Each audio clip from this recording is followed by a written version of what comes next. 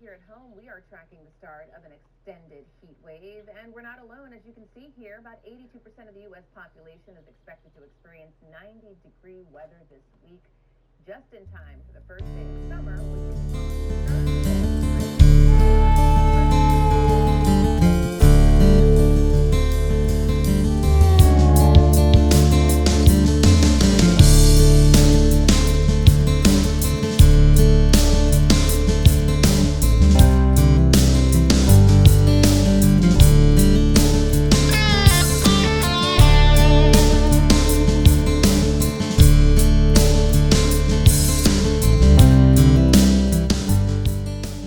Welcome back, friends. So today we're working through this week of surviving the heat dome, which we've had temperatures, it feels like 100 degrees with the humidity. It's been pretty intense on the plants. So let's take a look at how some of our things are doing. I have a moisture sensor here. I highly recommend, if you are monitoring your plants or you're monitoring your gardens, you have one of these. They're not too expensive. And we're gonna look here. Look at that. We're still super moist, even though we've got these extreme high temperatures. And the reason for that is our wood chips. Going and adding in different mulches, different things where you protect the soil, it really allows you to retain moisture even in these really horrible events. Let's go take a look at some other things. Here's one of our guilds, and I've been going and putting down some things here, but look at this. This isn't wood chips, this is just grass, but almost no moisture. So we really start seeing those wood chips really help with the moisture retention, and we're going to use more of those in the future. Here we have a hazelnut. This got shocked. This is a new planting, and we'll see if this bounces back. I gave it a little bit of water from the well this morning. It's hard when you get these extreme temperatures and you've got new transplants and their roots haven't set into the soil. What I probably should have done is I probably should have put a bunch of wood chips in this guild, and that's something that we'll start doing in the future. So here we are in the Valley Orchard. Things are doing pretty well here, even with the heat. Again, I attribute this to our wood chips. If you look at our moisture sensor, we are plenty of moisture.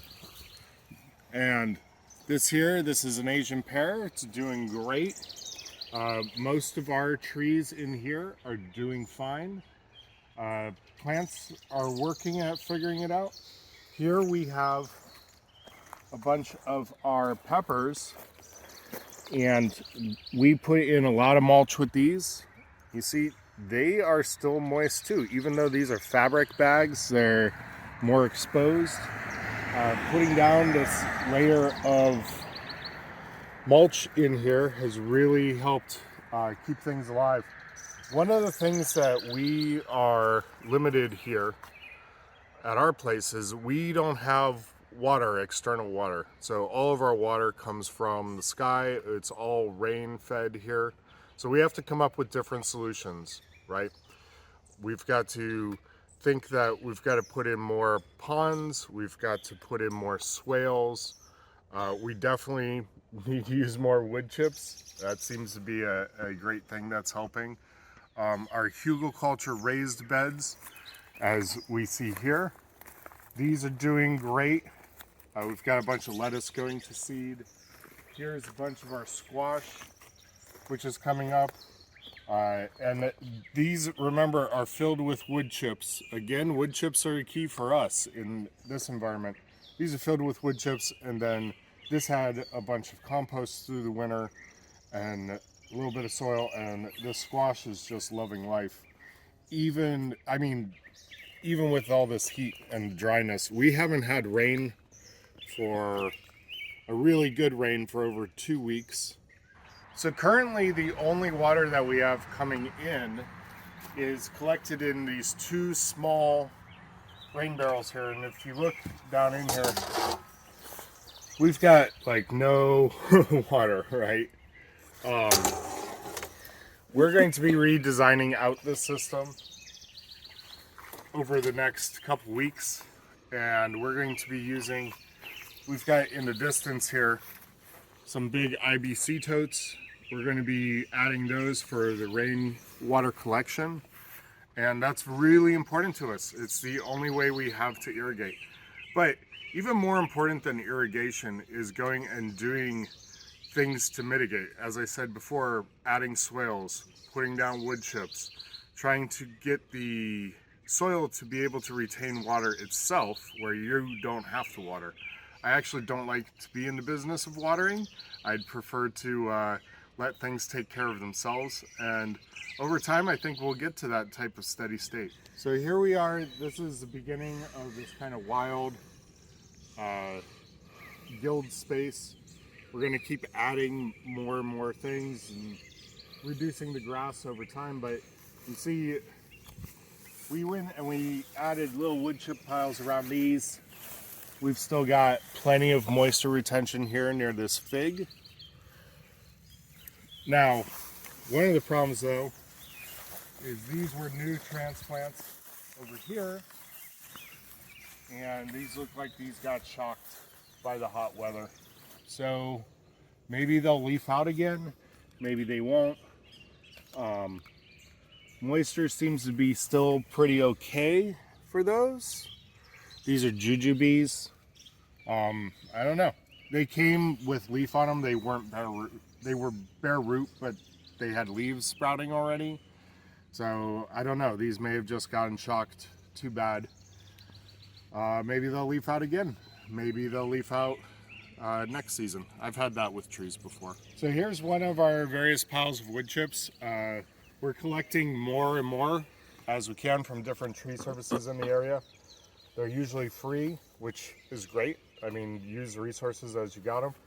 And even plunging our soil meter into here, you can see it's retaining some water. As we get closer to the ground, retaining a lot more water. So it just shows that wood chips for our system is key. And as we build more swales, as we go and build in more ponds, and as we add in more wood chips, we will go and see a better return on moisture, at least, especially through these drought periods.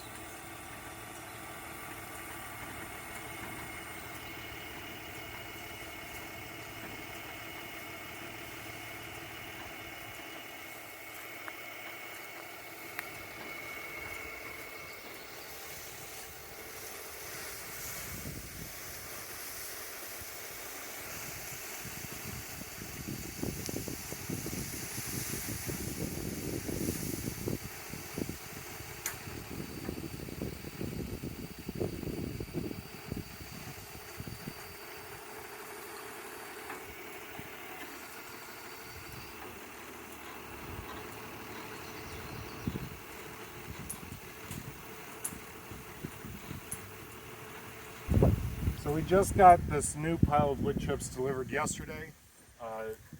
Came and dropped it off with our truck. And these are some of the best type of wood chips. These are the ones I love. These are ramiole wood chips. You see they've got a bunch of leafy material mixed in and small twigs. This actually will heat up and start composting. And that's great. These types of wood chip piles, as opposed to like this one here that we got at a different time, this didn't have any leaves mixed into it. So this is just chip, right? Where this is a mixture of leaves and chip. This leaf and chip makes really good soil. This heats up and this breaks down faster than just solid chip. Solid chip is great if we want to just go and put that around something to help retain moisture. These, if we want to build soil, ramiole wood chips, that's the best.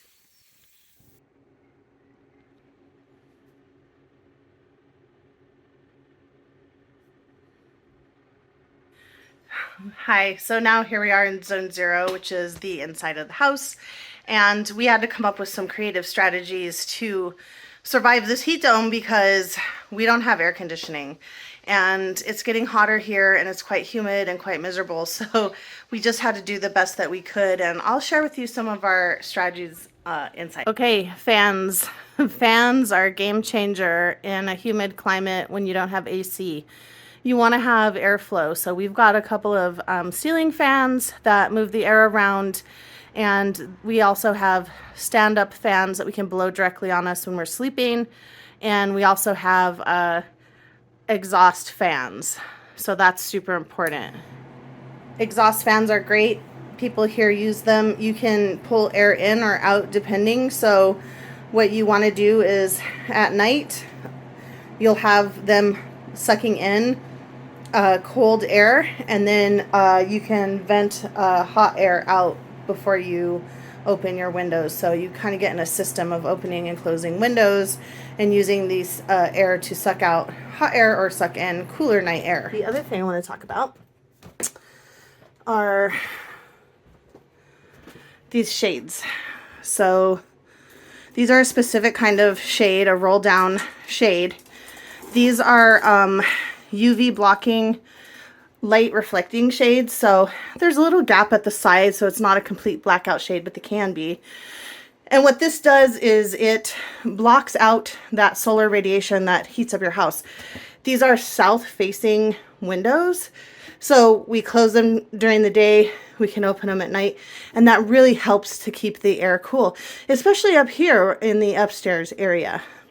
Well, I hope that you got some ideas for low-tech solutions, permaculture solutions to surviving these kind of heat events. We know that things are going to keep getting warmer and warmer, and in a humid climate, that can be quite dangerous. So while we don't have air conditioning now, we probably will have to get it and use it just for certain kinds of events. And while we were quite uncomfortable and our animals were quite uncomfortable, we did make it through. So it's just a matter of having some of these strategies and implementing them and just getting through these events. You know, it's the flip side of a polar vortex event where you get this shocking cold temperature. It doesn't seem to last too long, but heat is very, very dangerous. So take it seriously and protect yourself, your family, and your garden.